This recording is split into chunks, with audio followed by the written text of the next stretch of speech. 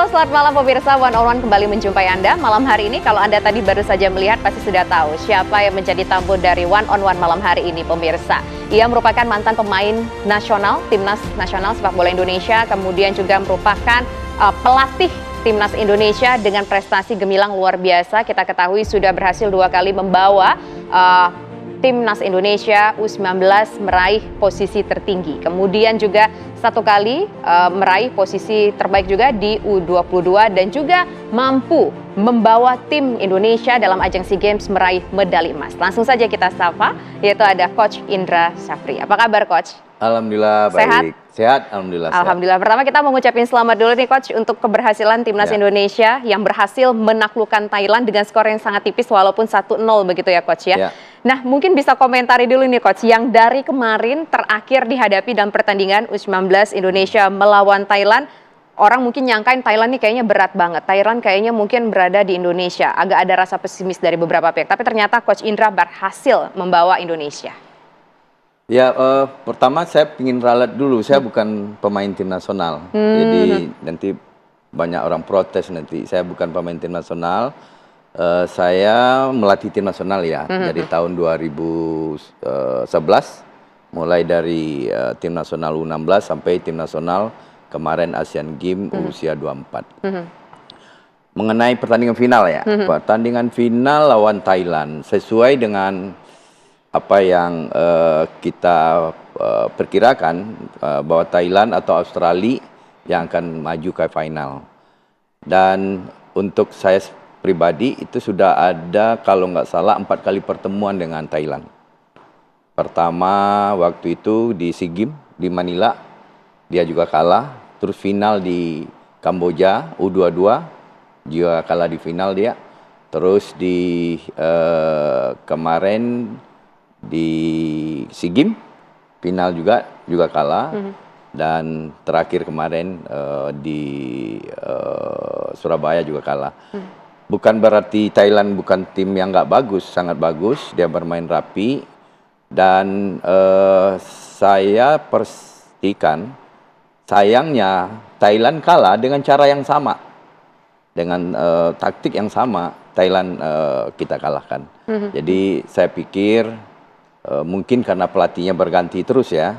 Jadi antisipasi terhadap apa yang akan kita lakukan mungkin kurang tepat untuk Thailand. Dan hampir semua pertandingan saya lawan Thailand, izin Allah saya memenangkan pertandingan. Kayaknya Coach ini sudah memahami sekali ya bagaimana teknik dari bermain Thailand sehingga strategi apa yang akan dimainkan untuk timnas ini. Coach udah tahu banget nih apa rahasianya begitu.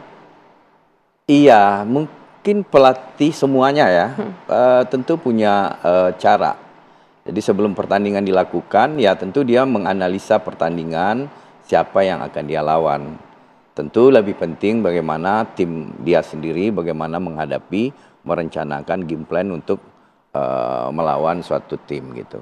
Dan kita lakukan itu dan alhamdulillah tim nasional Indonesia disupport oleh PSSI dengan saya kalau tidak salah sekarang ada 17 staf, semuanya bekerja dengan baik dan bahkan saya rekrut ada anak muda yang lulusan dari luar negeri untuk match statistik dan match analysis dan ada juga PCO yang kita rekrut dan saya sangat terbantu sekali karena saya pikir sebagai pelatih saya nggak bisa lagi mengelola tim secara konvensional. Orang-orang yang ahli di bidangnya atau orang-orang sport science harus dilibatkan. Menarik juga ya Coach ya, kita berpikir bahwa kalau bermain olahraga itu adalah mengandalkan fisik dan melihat orang cara mainnya gimana. Tapi sport science ini juga sangat dibutuhkan sekali ya. Apa sih yang mungkin poin-poin menariknya kalau dari sepak bola sport science itu apa aja sih yang harus kita perhatikan banget Coach? Banyak informasi tentang pertandingan, tentang pemain yang kita harus dapatkan. Nah, kita nggak bisa hanya melihat dari kasat mata kita sendiri. Dan harus kita data dan kita lakukan dengan keilmuan yang ada gitu. Dan kemarin saya juga mendengar kemarin bahwa contoh soal nih, contoh kenapa sih kok Welber terlambat diganti? ya kan, eh, akibat terlambat diganti dia cedera. Itu menurut penglihatan mata kepalanya dia. Padahal kita mengganti pemain, menurunkan pemain, kita ada data statistik. Apakah dia memang sudah kelelahan, jarak yang ditempuhnya berapa, apakah sudah harus diganti, timingnya tepat dia penggantiannya atau tidak. Jadi semuanya harus detail, dan kita berdiskusi dan sebelum melakukan tindakan. Berarti kalau bicara soal sports science itu bukan hanya untuk strategi sebelum pertandingan saja, tapi mereka juga berkumpul satu tim di lapangan ketika pertandingan pun tengah berlangsung, begitu tengah ya? berlangsung kan GPS kita kan kita pantau dengan iPad, dan ada 3 staf saya yang selalu memantau, dan dia menginformasikan ke asisten, dan asisten menginformasikan ke saya. Dan sebelum pergantian dilakukan kan diskusi mereka di belakang. Jadi ini sekaligus membantah bahwa keputusan yang diambil tepat ataupun mungkin kurang cepat diambil, tapi itu ternyata terbantahkan, itu memang ada hitung-hitungan yang dilakukan secara Oh iya, dan hampir gitu. semua pelatih lah, apalagi dia menangani tim nasional, ya kan, dengan saya pikir kepelatihan modern sekarang tidak lagi seperti yang diperkirakan banyak orang gitu. Tapi memang kadang-kadang kan, misalnya pengamat atau orang di luar, tidak bisa disalahkan karena dia melihat hanya dari kacamata dia. Kalau kita memutuskan misal memilih pemain, kita semua informasi tentang pemain kan kita dapatkan. Kita lakukan psikotes, kita lakukan medical check up dan lain sebagainya. Dan sebanyak mungkin informasi didapat, dan setelah itu baru kita putusin. Sementara orang di luar, dia melihat dari layar kaca. Layar kaca. Nah, Coach, tadi kan Coach mengatakan bahwa Thailand ini kelemahannya mungkin mereka bagus, tapi karena mereka sering bergonta-ganti pelatih, jadi mereka nggak jelas nih strategi apa, kekuatan apa yang mungkin mereka bisa bangun. Tapi kalau kemarin dari pertandingan, skor kita 1-0 begitu kemenangan untuk Indonesia, apa sih kesulitan ketika menghadapi Thailand kemarin, termasuk juga sebelumnya ketika menghadapi Vietnam? Iya, kalau saya mau jujur, saya paling berat itu lawan Malaysia kemarin. Jadi lawan Malaysia itu bukan berat karena Malaysia kualitasnya lebih bagus dari Thailand, tetapi beban mental ya pelatih tim nasional menghadapi Malaysia jauh lebih berat daripada mengelawai Thailand. Kenapa, Coach? Karena kan ini orang selalu memposisikan ini adalah pertandingan gengsi antar negara. Ini musuh bebuyutan. Untuk kita pelatih itu menjadi tekanan tersendiri, bagi pemain juga ada tekanan sendiri. Tapi ya kita alhamdulillah kita bisa lewati itu.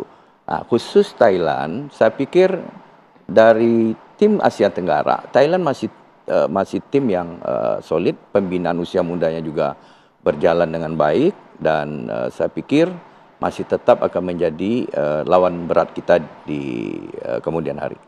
Kalau untuk Vietnam sendiri sebelumnya Coach gimana, Coach? Vietnam akhir-akhir ini kok saya melihat mungkin memang sumber pemain ya. Sumber pemain di Vietnam mungkin tidak sebanyak kita, tidak sebanyak di Thailand. Ya. Jadi sedikit ada penurunan kalau saya lihat. Kalau misalkan kita melihat dari pertandingan yang sudah kita hadapi kemarin ketika menghadapi Thailand dan juga menghadapi Vietnam, itu memang kualitas kita semakin meningkat atau memang kualitas lawan kita yang semakin turun, Coach? Saya bisa pastiin kualitas sepak bola Indonesia makin baik. Karena saya di tahun 2013 dibandingkan dengan pemain yang ada sekarang, ini dari sisi fisik ya, fisik dalam tinggi badan. Rata-rata pemain yang ada sekarang itu 176,8. Ya, dulu waktu zaman Evan Dimas masih di bawah 175. VO2 max dulu hanya Evan yang mungkin 60-an. Yang lain 50, 53. Sekarang rata-rata 62,8. Berarti kan ada peningkatan kualitas. Pemahaman taktikal juga. Baik itu individual taktikal, grup taktikal, dan tim taktikal jauh lebih baik dari sekarang. Dan saya pikir jangan berpuas diri memang. Pembinaan usia muda memang jadi tulang punggung kita untuk kita bisa generasi baru kita jauh lebih baik itu. Jadi Dan pembinaan usia muda harus menjadi tulang punggung atau jadi program utama kita untuk penyiapan generasi baru pesepak bola kita. Tapi kalau misalkan kita melihat untuk peningkatan gizinya, berarti ini yang sangat berpengaruh sekali ya Coach ya. Gizi-gizi yang sekarang yang mungkin udah nggak, maksudnya dibandingin zaman dulu mungkin kurang tinggi, mungkin usia 13-nya mungkin kurang tinggi, itu jadi masalah gizi itu sangat dibutuhkan sekali begitu ya? Iya kan, kemajuan ekonomi suatu negara juga berpengaruh.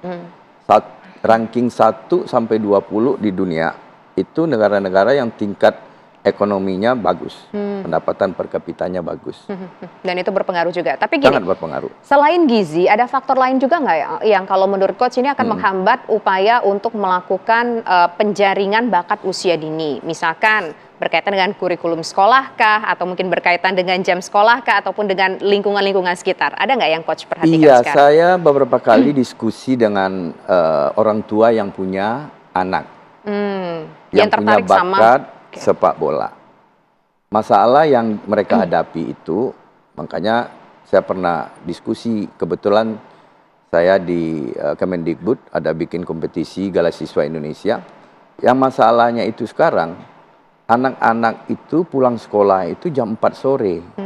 Terus anak-anak yang berbakat sepak bola, kapan dia harus latihan? Kapan dia bisa latihan? Makanya saya berpikir, apakah nggak mungkin dikasih ruang perbedaan kurikulum, anak yang berbakat seni, anak yang berbakat sepak bola atau olahraga, kurikulumnya bisa berbeda nggak gitu? Ya ini kan tantangan bagi Kemendikbud. Ya kan, orang ini nggak semuanya kurikulumnya, nggak semuanya ingin jadi dokter, nggak semuanya ingin jadi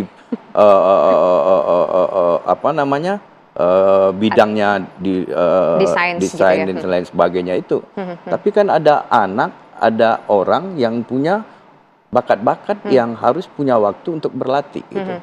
Setiap anak punya bakatnya masing-masing, punya kecerdasannya masing-masing, dan harus mendapatkan ruang yang sama, termasuk juga untuk anak yang berbakat dalam bidang sepak bola. Sepak bola. Baik Coach, nanti kita akan melanjutkan kembali perbincangan kita juga masih mengenai soal yang menarik nih dari sosial media, soal ada statement dari Coach yang mengatakan, Arkan jangan dibully dong, kalau ngebully, bully saya aja. Kenapa itu sampai muncul ucapan seperti itu? Apa yang kemudian melatar belakangnya mendasari Coach muncul kalimat seperti itu? Tapi nanti dijawab usaha jeda berikut. Pemirsa, kami kembali sesaat lagi.